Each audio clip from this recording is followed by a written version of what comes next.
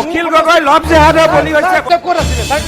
আজিৰে পৰা আৰম্ভ হৈছে অসম বিধানসভাৰ বৰ্ষাকালীন অধিৱেশন। সদনত উত্তাল দুই শাসক আৰু বিৰোধীৰ মাজত। সদনৰ ভাষণৰ মাজতে বাকযুদ্ধ বিধায়ক অখিল গগৈ আৰু পীযুষ হাজৰিকাৰ।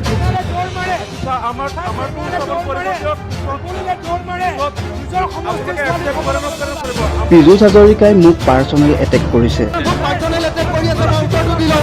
অখিল গগৈয়ে সদনত অভিযোগ মুখ্যমন্ত্ৰীয়ে কৈছে যোৱা দুমাহত ৰাজ্যত 22 গৰাকী অসমীয়া গাভৰু ধৰ্ষণ হৈছে।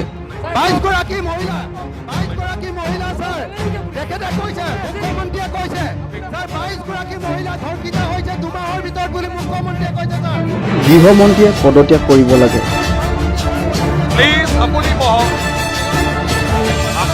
তেওঁ ৰেছপন্স দি আছে। মই পিছত কৈ আছো আপুনি বহক। অখিল গগৈ লভ জেহাদৰ বলি হৈছে। অখিল গগৈ লভ জেহাদৰ বলি হৈছে। সমষ্টিত কিবা হ'লে মই দৌৰি যাম। মই বৃহত্তাৰে কম প্ৰত্যেকজন সমষ্টিৰ বিধায়কে এনেকুৱা এটা যদি সমষ্টিত অচল অৱস্থা হয় দৌৰি যাব। 3 দিন তেখেতৰ সমষ্টিত হ'ল, তেখেত নগ'ল। তেওঁ টিভিৰ আগত আৰু ফেচবুক লাইভ